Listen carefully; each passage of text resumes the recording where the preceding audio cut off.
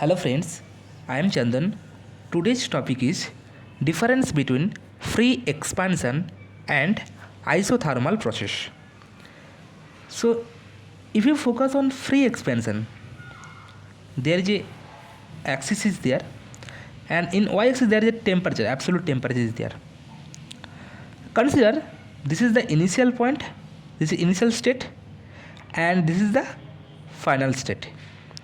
And in free expansion, basically the first there is a decrease in temperature, and after that there is an increase in temperature. But the initial state temperature and the final state temperature are same. So initial temperature that is equal to final temperature. So in free expansion, the initial temperature and final temperature are same, but in between the temperature changes. But in isothermal process, there is a initial state. So this is initial state. This point is initial state, and this is final state, and this is the process I to F. This is the process. During this process, the initial temperature and final temperature both are same, and all the time the temperature is constant. So during this process, all the time the temperature is constant. So this is the difference between free expansion and isothermal process. Okay, so this is free expansion and this is isothermal process. Now in free expansion, basically first there is a decrease in temperature because there is a vacuum is there.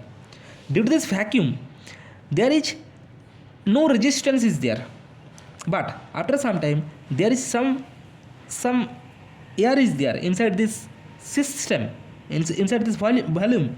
So that is why there is some resistance is there. Due to this resistance, there is a friction is coming. So that is why the temperature increases. Okay, so there is a three conclusion is there. First conclusion is that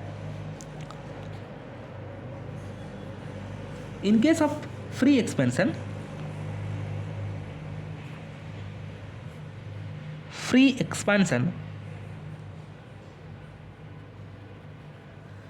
initial temperature and final temperature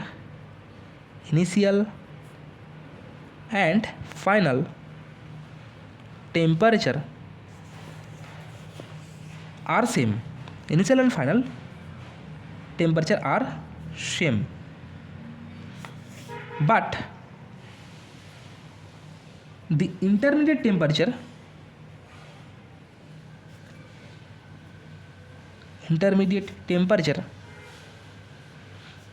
are not same. This is the first conclusion. Second conclusion is that in free expansion,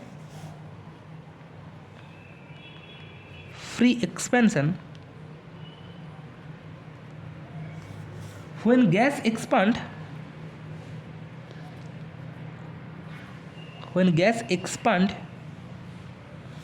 initially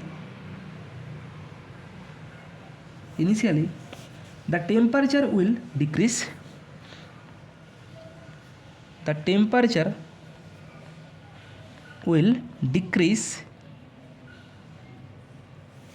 But finally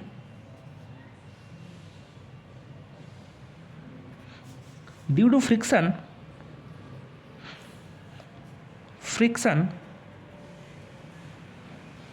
temperature again increases. Now the third conclusion is that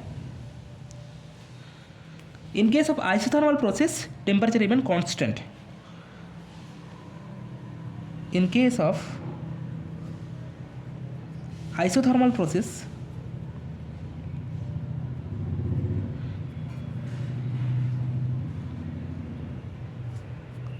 temperature remain constant,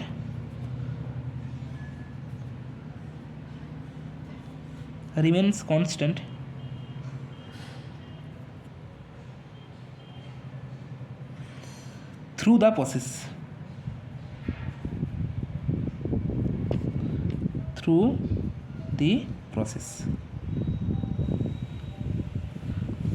Okay, thank you.